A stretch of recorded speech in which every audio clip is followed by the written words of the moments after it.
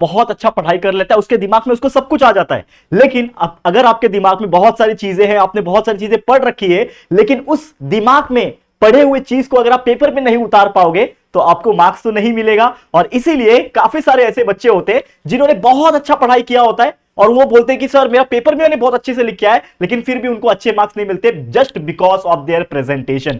कुछ ऐसे बच्चे होते हैं जिनका पढ़ाई कम हुआ रहता है, जितना नेसेसरी होता है उतना ही पढ़ा होता है, लेकिन अपने पेपर प्रेजेंटेशन के बदौलत वो हमेशा अच्छा मार्क्स स्कोर कर सकते हैं और करते भी है। और कुछ बच्चे ऐसे होते हैं जो यार रात दिन एक करके मेहनत कर ले और एग्जाम में पेपर प्रेजेंट करना नहीं आया, जिसकी वजह से उनके फालतू के मार्क्स जो है वो कट हो गए। और इसीलिए ये वीडियो मैं आपके लिए बना रहा हूं ताकि कई सारे ऐसे बच्चे जो होते हैं ना, जिनका पेपर प्रेजेंटेशन की वजह से, पेपर लिखने के तरीके की वजह से जो फालतू के मार्क्स कट हो जाते हैं, वो ना हो। नमस्कार दोस्तों, मैं हूं राहुल जायसवाल और आपका स्वागत है हमारे इस बेहतरीन से खूबसूरत से चैनल में, JR ट्यूटोरियल्स में।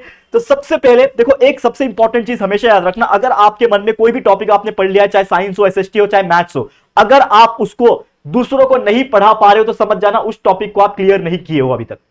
मेरा एक फंडा होता था, जैसे ही मैंने कुछ चीजें पढ़ ली ना, तो हम अपने दोस्तों के साथ जाके डिस्कस करते थे। वो बोलते थे कि भाई तूने जो पढ़ा तू मुझे बता, मैं जो पढ़ा हूं वो तू बता। इस प्रकार से जब हम लोग इंटरचैट करते थे ना, तो हमें रियलाइज होता था कि अच्छा कहां कहां मैं अटक रहा हूं, कहां कहां मुझे और ज्यादा थोड़ा पुश करने की जरूरत है, थोड़ा मेहनत करने की जरूरत है। क्योंकि अगर अब तक जब तक हम लोग पूरा अपना एनर्जी डाल के और दूसरों को एक्सप्लेन ना कर पाए, तब तक समझ जाना कि उस टॉपिक का कंसेप्ट हमें क्लियर नहीं हुआ। तो ये सबसे पहले आप काम कर सकते हो कि क्या वाकई में आपको वो टॉपिक अच्छे से क्लियर है कि नहीं, वो कैसे पता चलेगा, कैसे लगाओगे, ताकि हम जब स्टार्ट करें एक दूसरे को एक्सप्लेन करना शॉर्ट में, लेकिन उसका मीनिंग समझाना, ये अगर आपको आता है तो डेफिनेटली आपको समझ में आ गया होगा। आज का जो वीडियो है ये पेपर प्रेजेंटेशन वीडियो है उन बच्चों के लिए जो स्पेसिफिकली मार्क्स अपना लॉस करते हैं just because of the paper presentation. तो ध्यान से देखना इस वीडियो को, एंड तक देख लेना। अगर आपको स्पीड मेरी कम लगती है तो आप 1.5 की स्पीड से आप देख सकते हो। बहुत ही जबरदस्त वीडियो है, एंड तक देखोगे तो पूरा आपको A to Z चीजें समझा दूंगा।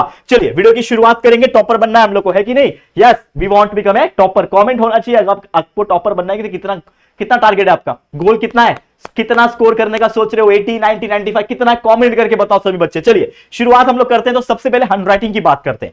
तो क्वेश्चन कभी कभी आता है आपके मन से, और आप बच्चे मुझे कमेंट भी करते हैं कि क्या सर हैंडराइटिंग बहुत जरूरी होता है? तो मेरा जवाब है यस, हैंडराइटिंग जरूरी होता है, और मेरा जवाब है नो भी, क्योंकि ये जरूरी नहीं भी है।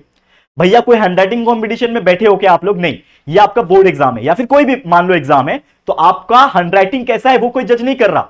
आपका हैंडराइटिंग एटलीस्ट इतना क्लियर होना चाहिए कि सामने वाले को समझ में आ जाए कि आपने लिखा क्या है, बस हो गया। कोई आपको वहां पे चांद सितारे नहीं लगाने हैं कि आपको एक्स्ट्रा मार्क्स कोई दे देगा। हैंडराइटिंग की वजह से कोई आपको एक्स्ट्रा मार्क्स नहीं देता। हाँ, एकदम नेक्स्ट लेवल की किसी की हैंडराइटिंग होती है तो वो खुश होके वो मार्क्स तो नहीं देगा, लेकिन जितना आपने सही आंसर लिखा है उसका फुल मार्क्स वो दे सकता है, इतना वो कर सकता है अपने एंड से, कोई एक्स्ट्रा मार्क्स नहीं देता। तो कुछ इंपॉर्टेंट पॉइंट्स है, इसको हम लोग डिस्कस करेंगे वन बाय वन करके। आप लोग बिल्कुल ध्यान से देखना, थोड़ा भी आप लोग ध्यान नहीं भटकाओगे इस वीडियो से, ध्यान से देखना, स्पीड से। चलो, तो सबसे पहले राइटिंग मैटर करता है। यस, बिल्कुल मैटर करता है, हैंडराइटिंग मैटर करता है, लेकिन आपका जो हैंडराइटिंग होना चाहिए वो प्रॉपर नीट एंड क्लीन होना चाहिए। जैसे यहां पे आपके सामने मैंने यहां पे मेंशन किया हुआ है पेपर, आंसर शीट आपका ऐसे ही रहेगा, उसका एक आंसर शीट मैंने मेंशन किया है। मान लो कि जब आप लिखते हो, कोई चीज लिखते हो, जैसे कि मैं लिख रहा हूं यहां पे, that is my name is, ठीक है, my name is Rahul Jaiswal, मैंने लिखा प्रॉपर तरीके से फुल स्टॉप। तो ये भले ही मेरी हैंडराइटिंग उस लेवल की नहीं है, लेकिन मेरा हर एक वर्ड आप देखो, MY my, NAME name is Rahul Jaiswal, ये प्रॉपर लिख रहा है। तो कुछ बच्चे ऐसे होते हैं वो कैसे लिखते हैं, यहां पे लिखेंगे my name is Rahul Jaiswal. अब यहां पे क्या हो रहा है, कुछ लोगों की जॉइंट हैंडराइटिंग होती है, तो उसके वजह से क्या होता है, मैं ऐसा नहीं बोल रहा कि जॉइंट हैंडराइटिंग मत निकालो, आप निकालो, लेकिन ट्राई टू सेपरेट दैट, ये जो वर्डिंग अल्फाबेट जो होते हैं ना, उनको इस तरीके से ज्वाइन करो कि वो सेपरेटेड दिखे, कि एटलीस्ट समझ में आए कि आपने क्या लिखा है। यहां पे समझ में नहीं आ रहा है राहुल लिखा है कि जायसवाल लिखा है, यहां पे क्या लिखा है। तो इस वजह से जो एग्जामिनर होगा, अगर उसको नहीं समझेगा कि आपने क्या लिखा है, तो वो अपना ज्यादा दिमाग नहीं लगाएगा, वो सीधा वहां पे क्रॉस कर देगा, मार्क्स नहीं देगा। दूसरा चीज, पेपर के बीच में स्पेसिंग करना। जैसे मान लो कि आपने कुछ चीजें का आंसर यहां पे लिखा, कि मान लो आपने लिखा कि यस मेटल आर लस्चरस, यहां पे एक पॉइंट लिख दिया, इसके पहले भी आपने एक पॉइंट लिखा था, इसके बाद में भी आपने एक पॉइंट लिखा था। अब आपने ये क्वेश्चन नंबर 1 का आंसर लिखा था, मान ले आपने क्वेश्चन नंबर 1 का आंसर लिखा, तो बच्चे क्या करते हैं, यहीं पे क्वेश्चन नंबर 1 कंप्लीट हुआ, यहीं से क्वेश्चन नंबर 2 चालू कर देते हैं और यहां पे लिखना शुरू, ये हो गया, यहां पे लिख दिया, यहां पे लिख दिया। तो अगर आप ऐसा लिखोगे तो क्या आपने क्वेश्चन नंबर 1 और क्वेश्चन नंबर 2 के बीच में स्पेसिंग दिया, पहले सब क्वेश्चन में दूसरे सब क्वेश्चन में स्पेसिंग दिया, एक क्वेश्चन दूसरे क्वेश्चन के बीच में स्पेसिंग दिया, नहीं दिया। तो स्पेसिंग इज वेरी इंपॉर्टेंट, अगर आप स्पेसिंग नहीं दोगे तो पता ही नहीं चलेगा डिफरेंशिएट क्या है। तो आप क्या कर सकते हो उसके लिए, एटलीस्ट मान लो कि दो क्वेश्चंस के बीच में आपको एक अंडरलाइन आप कर सकते हो with the help of your pen pencil, जो भी है आपका, उससे आप क्या कर लो, एक अंडरलाइन जो है एक प्रॉपर तरीके से खींच लो। अगर आप एक अंडरलाइन करोगे तो एग्जामिनर को सेपरेट समझ में आएगा। और एक चीज, अगर अंडरलाइन नहीं करना तो एक तरीका यह है कि आप इतना करीब से चालू ही मत करो। हमेशा याद रखना कि जब नया क्वेश्चन आप चालू कर रहे हो, मतलब क्वेश्चन नंबर ए आपने किया था, यहां पे देखो ध्यान से, क्वेश्चन नंबर 1 का ए यहां पे किया था, आपको करना है क्वेश्चन नंबर 1 का बी। तो आप एटलीस्ट एक लाइन या फिर 2 लाइन छोड़ दो, तो आप यहां से भी स्टार्ट कर सकते हो। यहां पे खत्म हुआ है तो आप यहां पे 2 लाइन छोड़ के क्वेश्चन नंबर 1 बी यहां से चालू करो, ऑटोमेटिकली कोई लाइन खींचने की जरूरत नहीं। अगर आप यहां पे भी लाइन खींचोगे तो कोई परेशानी नहीं है। तो कितना सुंदर दिखेगा, मान लो यहां पे भी आपने आंसर लिखा, ठीक है ना, यहां पे भी आपने आंसर लिखा, यहां पे भी आंसर लिखा, यहां पे भी आंसर लिखा, तो ये आंसर और ये आंसर में एक डिफरेंशिएट क्रिएट होगा जो आपका हैंडराइटिंग ऑटोमेटिकली निखार के देगा। तो ये आप काम कर सकते हो। मिनिमम कट एंड रफ, ये आप कैसे करोगे, देखो बच्चे गलती क्या करते हैं, कोई भी चीज लिखते हैं, मान लो कि मैंने अपना नाम लिखा यहां पे और मैंने गलती से राहुल का राहुल लिख दिया, एन लिख दिया गलती से, मान लो अब मुझे इसको कट करना है, तो बच्चे क्या करते हैं, इसको गोज देते हैं, ये गोजामाजी करके कट कर देते हैं। बच्चा ऐसा कट नहीं करना। मान लो आपको अगर कहीं पे भी कट करना है, आपका ये गड़बड़ हो गया था, तो आप क्या करोगे, एक सिंपल सा लाइन खींचोगे और कट कर दोगे, और देखने वाले को पता भी नहीं चलेगा कि भैया कट हुआ है यहां पे, और इतना सुंदर दिखेगा, नीट एंड क्लीन दिखेगा। तो ये बहुत जरूरी चीज है बच्चा, आपके लिए बहुत जरूरी चीज है। अगर ज्यादा गंदगी दिखेगा पेपर में, वो एग्जामिनर क्या सोचेगा आपके बारे में, ये बच्चा ऐसे ही है, कटपट करके पूछ पाछ के पीछे से लिख रहा होगा, इसको मार्क्स में नहीं दूंगा। तो ये मेंटालिटी सेट हो जाएगी। No multiple colours pen. अब क्या होता है ना, यहां पे जैसे मैंने बोला, आपको पेपर में चांद सितारे नहीं लगाने। कुछ बच्चों की आदत होती है, खासकर लड़कियों की आदत होती है, मैंने देखा है, बुरा मत मानना, लेकिन मैंने देखा है कि आप मल्टीपल कलर्स यूज करते हैं। कुछ बोलते हैं कि ब्लू भी यूज करो, ब्लैक भी यूज करो, भाई कोई एक ही कलर यूज करो। मेरा रिकमेंडेशन हमेशा ब्लू पे होता है। Blue colour is all time favourite. हल्का पेन लेना जिसका वजन कम हो, जैसे 2-3 रुपए वाले पेन आते हैं ना आजकल, 5 रुपए वाले, वो हल्के होते हैं। जितना हल्का पेन उतना हैंडराइटिंग अच्छी निकलेगी आपकी। जितना भारी पेन, लोग 50-50 रुपए के, 100-100 रुपए के यहाँ पे पेपर ले लेते हैं, ठीक है ना, पेन ले लेते हैं, माफ करना, तो वो इतना भारी हो जाता है कि लिखते लिखते ना आपकी हैंडराइटिंग भी खराब निकलती है और टाइम भी वेस्ट होता है। तो वो बिल्कुल मत करना। कलर, स्पार्कल कलर, ये सब कलर का यूज मत करना। और क्या इंपॉर्टेंट टिप्स है, ध्यान देना, जैसे आंसर शीट राइटिंग के लिए कुछ टिप्स दे रहा हूं।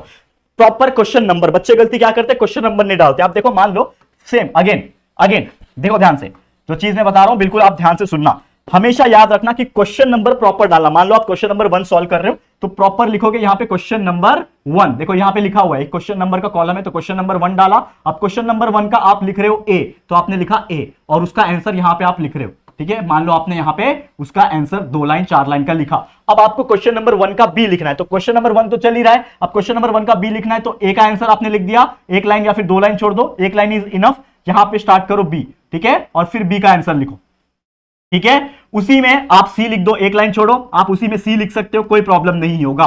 तो अगर आपका एक ही क्वेश्चन है, क्वेश्चन नंबर 1 के ही सब क्वेश्चन है, ए बी सी डी, तो आप एक ही पेज में उसको लिख सकते हो बाय अंडरलाइन, बाय लाइन खींच के। मतलब यहां पे आप क्या कर सकते हो, इसके बीच में आप लाइंस खींच सकते हो, अलग कलर से मत खींचना, वही कलर से खींचना। तो ऐसे आप लाइन भी खींच सकते हो और कम से कम एक लाइन का स्पेस छोड़ सकते हो। दूसरा, जैसे मैंने बोला कि हमेशा प्रॉपर स्पेसिंग एंड गैप्स रखना। स्पेसिंग एंड गैप्स मतलब क्या होता है, मैं आपको बताता हूं। देखो, एक और चीज है, यहां पे आप मार्जिन के लिए एक लाइन अपने मन से आप बना सकते हो। अपने मन से एक स्टार्टिंग में ही जब आंसर शीट मिल जाए तो यहां पे एक लाइन खींच देना, जिससे होगा क्या कि आप इसके बाहर नहीं जाओगे। कुछ बच्चों का आदत होती है कि कुछ लिखा, जैसे अंडरस्टैंड, अभी अंडरस्टैंडिंग लिखना है तो स्टैंड यहां पे आया, यहां पे डैश मार के आप नीचे आ सकते हो, अंडरस्टैंडिंग आप लिख सकते हो। कुछ बच्चों की आदत होती है यहीं पे लिख देंगे और आधा जी गायब हो जाएगा, पेपर से कट गया आधा जी। भाई ऐसा डैश मार के लिखोगे चलेगा, ठीक है, ऐसा डैश मार के लिखोगे चलेगा कि आधा उधर लिखा, डैश करके DING नीचे, वो चलेगा, लेकिन बाहर नहीं जाना चाहिए, वो चीज ध्यान में रखना। तो प्रॉपर गैप्स का इस्तेमाल कर सकते हो, हर एक क्वेश्चन के बीच में गैप्स का इस्तेमाल करो, ये आप कर सकते हो, ठीक है। और आपको हमेशा याद रखना, एक क्वेश्चन हमेशा एक पेज पे लिखना है। जैसे मान लो कि आपने क्वेश्चन नंबर 1 का ABC यहां पे सॉल्व कर दिया, अब आपका क्वेश्चन नंबर 2 आ रहा है, तो बच्चे क्या करते हैं ना, यहीं पे क्वेश्चन नंबर 2 लिख देते हैं। भैया गलती मत करना, क्वेश्चन नंबर 1 अगर एक पेज पे लिख रहे हो और आपका एक ही पेज, एक ही यहां पे सिर्फ इतना ही भरा है। मान लो कि आपने इस पूरे के अंदर ना क्वेश्चन नंबर 1 में ए इतना ही भरा और ये पूरा पेज ब्लैंक है आपका, तो भी ब्लैंक होने के बावजूद आप यहां पे क्वेश्चन नंबर 2 सॉल्व नहीं करोगे। क्वेश्चन नंबर 1 यहां है तो क्वेश्चन नंबर 2 आप एक नया पेज पे लिखोगे। मान लो क्वेश्चन नंबर 2 का यहां पे ए लिखा, ठीक है, ठीक है, फिर बी लिख लिया, ठीक है, फिर सी लिख लिया, क्वेश्चन नंबर 2 खत्म। क्वेश्चन नंबर 3 आया तो क्वेश्चन नंबर 3 यहां से नहीं करना, यहां पे नहीं करना। क्वेश्चन नंबर 3 वापस से एक फ्रेश पेज पे क्वेश्चन नंबर 3, उसका भी जो ए रहेगा वो यहां बी रहेगा। यहां पे समझ में आ रहा है? तो always start fresh question from A fresh page, new question new page पे आना चाहिए। प्रॉपर स्केल का इस्तेमाल करो, पेंसिल और पेन का इस्तेमाल करो जहां जहां जरूरत पड़ेगी। मान लो आपको फ्लो चार्ट बनाना है, डब्बे बनाओगे तो आप गंदा लगेगा ना, आप हाथ से बनाओगे। देखो मैंने हाथ से बनाया, कितना गंदा लग रहा है, देखो ये हाथ से डब्बा बनाऊंगा गंदा लगेगा, लेकिन वही अगर मैंने स्केल से बनाऊंगा तो कितना अच्छा फॉर्मेट दिखेगा फ्लो चार्ट का, ठीक है, फ्लो चार्ट दिखेगा। स्केल से इसको आप ऐड कर सकते हो इस प्रकार से, कितना अच्छा दिखेगा, ठीक है। तो ये सब चीजें आपको ध्यान में रखनी है और हमेशा याद रखना। मान लो कि कोई आंसर आप लिख रहे हो, जैसे एग्जांपल के तौर पे बताता हूं, देखो कोई आंसर लिख रहे हो, बहुत बड़े आंसर है वो, आपने ये आंसर लिखा पूरा, यहां पे लिखा, यहां पे लिखा, यहां पे लिखा, यहां पे लिखा और आपका पेज भर गया। अब आपका पेज यहां पे भर गया और आपको आंसर अभी भी लिखना है। नेक्स्ट पेज पे जाओगे तो आप एक छोटा सा काम कर सकते हो, नीचे में छोटा सा लिख देना यहां पे नेक्स्ट पेज कंटिन्यू और डैश मार देना, छोटा सा लिख दो नेक्स्ट पेज कंटिन्यू, जिससे एग्जामिनर को पता चलेगा कि आपका जो आंसर चल रहा है वो नेक्स्ट पेज पे कंटिन्यू हो रहा है। तो जैसे ही आप यहां से नेक्स्ट पेज पे जाओगे तो जो भी आपका आंसर चल रहा था वो वापस से कंटिन्यू कर लेना, वापस से जो आपका आंसर चल रहा था वो यहां पे क्या हो जाएगा, कंटिन्यू हो जाएगा। जो भी है मान लो यहां तक कंप्लीट हो गया, तो इस तरीके से कर सकते हो। नहीं तो कभी कभी एग्जामिनर क्या करता है ना, गलती से, और इसीलिए मिस्टेक होती है, वो भी इंसान है, ऐसा नहीं है कि भाई 20 साल का एक्सपीरियंस वाला इन्विजिलेटर है, चेक मॉडरेटर है तो उससे गलती नहीं, गलती हो सकती है। आपने यहां तक आंसर लिखा, फुल स्टॉप भी आया तो उसको लगा भाई खत्म हो गया आंसर, वो पीछे सोचेगा भाई ये क्या आ गया, नया आ गया कुछ, तो वो नहीं देखेगा। तो आप अगर नेक्स्ट पेज कंटिन्यूड यहां पे आप लिखोगे तो उसको समझ में आएगा कि भैया नेक्स्ट पेज उसने कंटिन्यू किया आंसर को, तो यहां पे वो भी इसका भी वैल्यूएशन करेगा। ओके और क्या पॉइंट्स है, चलो ये नेक्स्ट पेज वाला चीजें समझ में आ गई। अब इंपॉर्टेंट चीज है कि आपको आंसर कैसे लिखना है सब्जेक्ट वाइज। ऐसे मैंने कई सारे वीडियोस बनाए हुए हैं, लेकिन फिर भी आपको मैं थोड़ा सा हाईलाइट दे देता हूं। जैसे एग्जांपल के तौर पे आप साइंस और एसएसटी की बात करते हैं तो ये टोटल थ्योरेटिकल पेपर होते हैं, करेक्ट है। साइंस और एसएसटी थ्योरेटिकल पेपर है, तो थ्योरेटिकल पेपर में जैसे एमसीक्यूज आ जाते हैं, फिल इन द ब्लैंक्स आ जाते हैं, 4 ऑप्शन है। तो हमेशा याद रखना जो भी क्वेश्चन आएंगे उनके आंसर्स कैसे लिखना है। जैसे ये the function of satellite launch vehicle is based on dash, तो इसका सही जवाब है न्यूटन का थर्ड लॉ। तो आप न्यूटन का थर्ड लॉ नहीं लिखोगे, आप लिखोगे ऑप्शन नंबर सी। तो ये क्या है, क्वेश्चन नंबर 1 का, मान लो ये क्या था आपका, क्वेश्चन नंबर 1 का 1 था या फिर ए था, क्वेश्चन नंबर 1 का ए था, तो आप कैसे लिखोगे आंसर इसका, आपका ये रहा आंसर शीट, ये आपका आंसर शीट है बराबर। आप इसको लिखोगे ऐसे कि आपका क्वेश्चन नंबर 1 चल रहा है बराबर, क्वेश्चन नंबर 1 का जो 1 था उसका जो आंसर आएगा वो आएगा सी। क्या है, सी है ना इसका आंसर, ये सी है ना, ऑप्शन नंबर सी है आपका आंसर। तो आपने क्या लिखा कि option number C is the correct answer, तो इस प्रकार से लिखोगे। फिर सेकंड कोई रहेगा तो मान लो उसका ऑप्शन नंबर डी आंसर है, थर्ड कोई फिल इन द ब्लैंक्स है तो उसका ऑप्शन नंबर ए है, फोर्थ है कोई ऑप्शन नंबर डी है। इस प्रकार से आपको वो लिखना है यहाँ पे प्रॉपर तरीके से। फिल इन द ब्लैंक्स इस तरीके से लिखा जाता है, मतलब MCQs. Fill in the blanks अलग होता है, एमसीक्यूज अलग होता है। एमसीक्यूज में सिर्फ आपको ऑप्शन नंबर लिखना होता है और फिल इन द ब्लैंक्स में प्रॉपर लिखना होता है। मान लो जैसे ये आपका जो है, कहां गया, ये जो है आपका फिल इन द ब्लैंक्स होता है, एमसीक्यू नहीं होता, तो ये आपको पूरा लिखना पड़ता है। The function of satellite launch vehicle is based on, ये जो डैश है उसमें आपको आंसर लिखना होता न्यूटन थर्ड लॉ, इस प्रकार से लिखना होता। तो फिल इन द ब्लैंक्स का समझ में आ गया। उसी प्रकार ऑड मैन आउट, तो ऑड मैन आउट में भी वही काम करना, जैसे इनसेट, जीसेट, आईआरएस, पीएसएलवी है, तो इसका जो सही जवाब आएगा वो आ जाएगा आईआरएस, जो कि एक सैटेलाइट है, लॉन्च व्हीकल नहीं है, तो आईआरएस इसका आंसर आ जाएगा। तो ये क्वेश्चन नंबर, मान लो ये क्वेश्चन नंबर 2 का है आंसर, तो आप क्या लिखोगे, क्वेश्चन नंबर 2 का है तो आप लिख दो यहाँ पे, हाँ यहाँ पे लिख दो, मान लो नया क्वेश्चन है, क्वेश्चन नंबर 2 का जो भी रहेगा यहां पे आंसर आपने लिखा, क्वेश्चन नंबर 2 का पहले का आंसर है आईआरएस, ये इसका आंसर हो गया। तो इस प्रकार से आपको आंसर लिखना है उसमें, समझ में आ गया बच्चा, ठीक है। मैच द पेयर आपको आता ही है, मैच द पेयर में कभी गलती मत करना कि कॉलम नंबर ए दिया हुआ है, बी दिया हुआ है, इसमें कुछ चीजें दी हुई है, इसमें कुछ चीजें दी हुई है, तो बच्चा ऐसा मैच मत करना बचपन वाला, याद है, सामने सामने आंसर लिखना। मान लो दिया हुआ है इनसैट, तो क्या है ये इनसैट, क्या है सैटेलाइट, तो सैटेलाइट लिख दिया यहाँ पे। तो इस प्रकार से चीजें आपको लिखनी है, तो डैश मारना है, मैच द फॉलोइंग में लिखना है। कोरिलेशन भी आपको उसी प्रकार लिखना है कि जो भी चीज आया हुआ है कि हाँ इनसैट है मेरा, ये एक सैटेलाइट है, इनसैट क्या है, सैटेलाइट है, उसी प्रकार मेरा आईआरएस क्या है, ये एक सैटेलाइट, मतलब इनसैट जो है जो आपका सैटेलाइट है, जीसैट सैटेलाइट है, पीएसएलवी जो है मेरा लॉन्च व्हीकल है, आईआरएस मेरा सैटेलाइट है, माफ करना पीएसएलवी आएगा इसका आंसर ना, जो हमने लिखा वहां पे आंसर जो लिखा वो पीएसएलवी आएगा। देखो यहाँ पे मैं कोई आंसर नहीं बता रहा हूं आपको, बस बता रहा हूं हाउ टू राइट, यहाँ पे पीएसएलवी आएगा, ठीक है ना, पीएसएलवी एक लॉन्च व्हीकल है। तो उस प्रकार से आपको लो जो कोरिलेशन जो मैं आपको बता रहा था वो भी वैसे ही लिखना है कि इनसाइड सैटेलाइट है, वैसे आईआरएस क्या है आपके लिए, आईआरएस आपके लिए डैश मार के पीएसएलवी है। तो इस प्रकार से आपको कोरिलेशन लिखना है। तो ये साइंस और इसमें आप इस प्रकार लिख सकते हो। डायग्राम्स की अगर मैं बात करूं तो डायग्राम्स हमेशा याद रखना, सबसे पहले एक बॉक्स बनाओगे आप लोग, जैसे आपका जो क्वेश्चन पेपर है, देखो डायग्राम्स कैसे बनाते, ध्यान देना। ये हो सकता है वीडियो बड़ा हो जाए तो आप लोग को बिल्कुल ध्यान से पढ़ना है दोस्तों।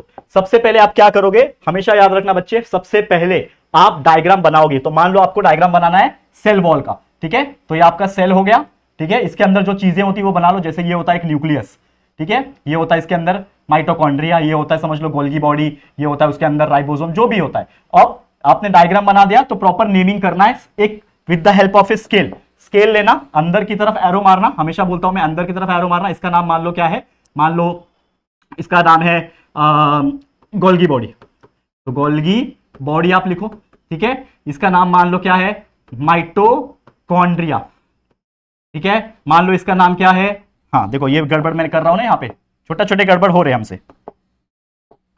आपका हमेशा जो ये लाइन होगा वो स्ट्रेट लाइन होगा, एरो अंदर की तरफ होगा, ठीक है। फिर वैसे ही स्ट्रेट लाइन, एरो अंदर की तरफ, ये क्या है आपका, चलो इसको मान लेते हैं क्लोरोप्लास्ट, सीधा सीधा लिखना है क्लोरोप्लास्ट। अब इस तरफ भी कुछ है तो मान लो इसका नाम है, समझ लो कोई भी कुछ चीज रख सकते हो, मान लो XYZ इसका नाम है, इसका नाम क्या है, थोड़ा सा ऊपर आओ, देखो टेढ़ा तो नहीं करोगे, थोड़ा सा ऊपर आओ और यहाँ पे जाओ, यहाँ पे अंदर की तरफ एरो होना चाहिए, देखो यहाँ पे बाहर बना दिया, अंदर की तरफ एरो, इसका नाम है मान लो न्यूक्लियस। तो ऐसा जब बना लोगे उसके बाद आपको अपना स्केल पेंसिल लेना है और एक प्रॉपर बॉक्स बना लेना है, लंबा सा बॉक्स बना लो, प्रॉपर तरीके से बॉक्स बना लो, जिससे आपका डायग्राम अच्छा दिखेगा। और लास्ट में एक सबसे इंपॉर्टेंट काम करोगे कि ये डायग्राम किसका बनाया आपने, सेल का बनाया, मान लो ये प्लांट सेल बनाया आपने, तो लिख दोगे प्लांट सेल। तो इस प्रकार से करोगे आपको फुल मार्क्स मिलेगा डायग्राम का, लेबल का और साथ में ये नाम लिखने का। तो इस प्रकार से डायग्राम बनाना है। सेम उसी प्रकार आपको कोई फ्लो चार्ट बनाने बोलेगा तो फ्लो चार्ट में भी सेम प्रॉपर, बच्चे क्या करते हैं पहले बॉक्स बनाते फिर अंदर लिखते हैं, पहले लिखना है फिर बॉक्स बनाना है, बच्चे गलती मत करना, पहले लिखो। मान लो आपको बोला यहां पे थर्मल एनर्जी, ठीक है, फिर लिखो यहां पे इलेक्ट्रिकल एनर्जी, ठीक है ना। ये चीज ऑलरेडी मैंने एक वीडियो में बनाया था, हाल ही में ही बनाया था, तो ये सब चीज ऑलरेडी बता चुका हूं दोस्तों, लेकिन फिर भी आपको मैं बता रहा हूं। तो मान लो इस प्रकार से फ्लो चार्ट है, तो ऐसा बनाओगे, पहले आपने लिखा फिर उसके बाहर से बॉक्स बनाओगे तो प्रॉपर मिक्स नहीं होगा। नहीं तो बच्चे क्या करते हैं पहले बॉक्स बना लेते हैं, फिर कुछ बड़ा चीज रहेगा तो वो बॉक्स के बाहर निकल जाता है, तो वो बच्चे गलती मत करना। इसके अलावा और क्या चीज है, देखो और क्या चीज है, डिस्टिंग्विश बिटवीन। डिस्टिंग्विश बिटवीन में कैसे करोगे, मान लो कभी भी आपका डिस्टिंग्विश बिटवीन आया तो हमेशा याद रखना सबसे पहले तो दो डिस्टिंग्विश करना है। मान लो समझ लो यहां पे बताता हूं एग्जांपल के तौर पे, तो दो कॉलम बनाओगे, समझ लो एक मेटल है आपका, ठीक है, एक स्ट्रेट लाइन खींचोगे और एक नॉन मेटल है, ठीक है।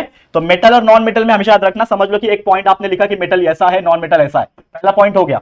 अब जो पहला पॉइंट है इसका पहला पॉइंट बड़ा है मान लो, तो आप इधर से ही मत चालू करो, यहां पे एक लाइन खींचो बराबर करने के लिए, आपने एक लाइन खींचा, फिर सेकंड पॉइंट यहां से चालो करोगे, उसी के सामने सेकंड पॉइंट चालू होगा, यहां पे लिखा, यहां पे लिखा, यहां पे लिखा, यहां पे लिखा, यहां पे लिखा, तो आपका तीसरा पॉइंट, तो तीसरा पॉइंट यहां पे चालू होगा इसका, लेकिन तीसरा पॉइंट यहां पे आप चालू करोगे क्या, नहीं यहां पे मत चालू करना, देखो तीसरा इधर है तो तीसरा भी उसके सामने होना चाहिए, तो यहां पे आप उसके लिए क्या करो, एक और स्ट्रेट लाइन खींच दो और यहां पे तीसरा पॉइंट लिखो, यहां पे भी तीसरा पॉइंट लिखो। तो हमेशा याद रखना कभी भी 2 मार्क्स के लिए आया तो 4 पॉइंट लिखना, 3 मार्क्स के लिए आया तो 6 पॉइंट लिखना है आपको डिस्टिंग्विश बिटवीन में, 1 2 3 और 4 पॉइंट रहेगा तब जाके आपको 2 मार्क्स मिलेगा। तो इस प्रकार से डिस्टिंग्विश बिटवीन जो है आपको लिखना है। समझ में आ रहा है बच्चा, देखो बहुत इजी तरीके से बताने की कोशिश कर रहा हूं। रही बात शॉर्ट नोट्स की एक्सप्लेनेशन की, तो शॉर्ट नोट्स और एक्सप्लेनेशन की बात करूं मैं एग्जांपल के तौर पे, देखो यहां पे देखना, शॉर्ट नोट और एक्सप्लेनेशन में always use bullet points, always use bullet points.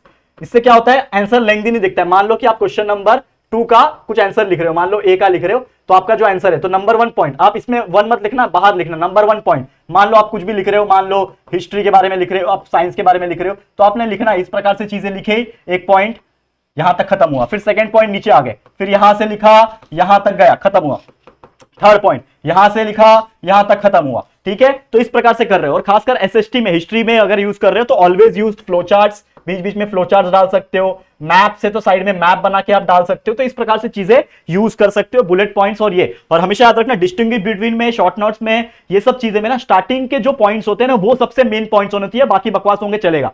बच्चे क्या करते हैं स्टार्टिंग में गाना लिख देते हैं, स्टार्टिंग में कुछ ऐसा लिख देते हैं जो इररिलेवेंट होता है, कुछ मतलब नहीं होता, लेकिन मैं आपको हमेशा बोलता हूं कि स्टार्ट जब आंसर करोगे उसी में आपका पूरा एनर्जी रहना चाहिए, उसी में आपका कोर पॉइंट होना चाहिए, मुद्दे की बात जो होती है वो उसी में होना चाहिए, तभी आपका आंसर बहुत सुंदर दिखेगा। तो इस प्रकार से चीजें आप करोगे तो डेफिनेटली आपको बहुत अच्छा मिलेगा। सेम है न्यूमेरिकल्स। न्यूमेरिकल्स के लिए आपको ऑलरेडी बताया, तो गिवन सबसे पहले लिखना और उसके बाद फॉर्मूला फिर सॉल्व करना। तो इस प्रकार से चीजें आप कर सकते हो। बाकी चीजें यहां पे आप स्क्रीनशॉट ले लो, ये सब चीजें आपको ध्यान में रखनी है, ठीक है। फिर नेक्स्ट अगर मैं बात करूं मैथ्स की, मैथ्स में भी जो गलतियां बच्चे करते हैं, जैसे एग्जांपल के तौर पे कुछ गलतियां मैं बता देता हूं, मेन मोटा मोटा। ऑलरेडी इसका एक वीडियो मैंने बनाया हुआ है, इसके लिए ज्यादा डीप में नहीं जा रहा हूं, लेकिन मोटा मोटा आपको बता देता हूं। जैसे मैथ्स से मान लो, ठीक है, जैसे मैथ्स पढ़ रहे हो, ठीक है, अगर आपने नहीं देखा वो पहले वाला वीडियो तो प्लीज सर्च करना, subject wise tips for all student. यहां पे मैंने इसी चैनल के ऊपर लगभग 4-5 दिन पहले मैंने एक वीडियो पोस्ट किया है, तो प्लीज एक बार चेकआउट कर लेना, ठीक है। अब देखो यहां पे जैसे मान लो आप मैथ्स कर रहे हो, तो मैथ्स में बच्चे गलती क्या करते हैं, जैसे x square plus y square plus 3x is equal to 0 था, तो बच्चे कभी कभी क्या कर देते हैं ना, x square plus y square के जगह पे वाई लिखते हैं, खाली गलती हो गया। वाई स्क्वायर की जगह पे भी लिखा, ठीक है, तो ये 3x से गलती से 6x हो गया। तो ये छोटी छोटी जो मिस्टेक्स है ना, नंबर बदल देते हैं, ये गलती मत करना। प्रॉपर क्वेश्चन देख के उतारो मैथ्स में। अगर आप ये काम कर लोगे तो मैं आपको बोलता हूं आधा से ज्यादा प्रॉब्लम आपका उधर ही सॉल्व मैथ्स का। ये बच्चे गलती करते हैं। दूसरा मैथ्स में गलती ये करते हैं, आप रीजन नहीं लिखते। मान लो कि आपने लिखा कि ये आया आपका x square plus y square plus 2xy, ये कहां से आया, आपने ये लिख दिया, हैंस प्रूफ लिख के दिखा दिया, लेकिन ये आया कहां से, ये एक फॉर्मूला की वजह से आया, ए स्क्वायर प्लस, मान लो ये फॉर्मूला की वजह से आया, a plus b the whole square की वजह से आया। तो क्या होता है, ये a square plus 2ab plus b square होता है। तो ऐसा आपने रीजन लिखना, खासकर ज्योमेट्री में रीजन लिखने, तो रीजन हमेशा लिखो, कहां से आया, प्रूव हो रहा है तो ये प्रूफ क्यों हो रहा है, LHS इक्वल टू RHS हो रहा है तो क्यों हो रहा है, ये सभी चीज आपको मैथ्स में लिखना है। ज्योमेट्री जब कर रहे हो, मान लो यहां पे मिटा के दिखाता हूं, बच्चे गलती क्या करते हैं, वो क्या करते हैं ना, ये जो लाइन है ना, ये लाइन दिख रही है आपको, ये लाइन के ऊपर ही एक और लाइन खींच देते हैं, ये लाइन के ऊपर ही लाइन खींच देते हैं। बच्चे ये गलती मत करना। कभी कभी क्या होता है, लाइन डार्क होती है, आपको पता नहीं चलेगा, लाइन के ऊपर लाइन रहेगा, एग्जामिनर को पता नहीं चलेगा क्योंकि आप पेंसिल से बना रहे होंगे। आप क्या करो, लाइन बीच में खींचो, ठीक है। अब मान लो ये पॉइंट है आपका ए, ठीक है, ए पॉइंट, ये बी पॉइंट, इसका परपेंडिकुलर बाइसेक्टर ड्रॉ करना है, यहां हमारा, यहां से यहां हमारा एक लाइन ज्वाइन हो गया, ये आ गया। तो ये प्रॉपर दिखेगा ज्योमेट्री में, जो भी आप कर रहे हो ये प्रॉपर दिखेगा। तो इस तरीके से करना है, नेमिंग प्रॉपर करना है, हमेशा कोऑर्डिनेट्स डालना है, इस प्रकार से चीजें करो। बाकी ये मोटा मोटा मैंने बताया, लेकिन अंदर और डीप में ये सब चीज के बारे में आप जानना चाहते हो तो ऑलरेडी मैंने वीडियो बनाया हुआ है सब्जेक्ट वाइज। ये सब्जेक्ट वाइज मेरा मेन मकसद था आपको ये वाला चीजें पेपर प्रेजेंटेशन बताने का, जो मैंने ऑलरेडी बता दिया। लेकिन ऑलरेडी एक वीडियो है जो सब्जेक्ट वाइज के ऊपर मैंने फ्रेम किया हुआ है, 20-25 मिनट का वीडियो, वो इसी चैनल पे लगभग 3-4 दिन पहले मैंने एक पोस्ट किया था, वो भी चेकआउट कर लेना। तो मैं आज का वीडियो एंड करूंगा, नहीं तो ये बहुत बड़ा वीडियो बन रहा है, दैट्स व्हाई मैं यहां पे स्टॉप कर रहा हूं। इस वीडियो को इसी के साथ एंड करते हैं, लेकिन उम्मीद करता हूं जो मेरा ये वीडियो बनाने का मकसद था कि आपको मैं पेपर प्रेजेंटेशन कैसा है वो बता सकूं, ये पूरा होता है। क्लियर, समझ में आ गया? तो प्लीज इस वीडियो को जितना हो सके लाइक करना और जितना हो सके शेयर करना। मैं चाहता हूं आपके जितने भी फ्रेंड्स होंगे, बोर्ड एग्जाम देने वाले जितने भी दोस्त होंगे ना, हर एक बच्चे तक ये वीडियो पहुंचना चाहिए दोस्तों, पूरे महाराष्ट्र में फैला दो। और फर्स्ट टाइम चैनल पे आए और अभी तक चैनल को सब्सक्राइब नहीं किया तो फटाफट से हमारे चैनल को सब्सक्राइब कर लेना, बेल आइकन को प्रेस कर देना, ताकि जब भी वीडियोस कोई भी अपलोड होगा आप लोगों को सबसे पहले नोटिफिकेशन आएगा। ठीक है दोस्तों, तो चलो जल्दी मिलेंगे फिर एक और न्यू वीडियो में, तब तक के लिए thank you and good bye.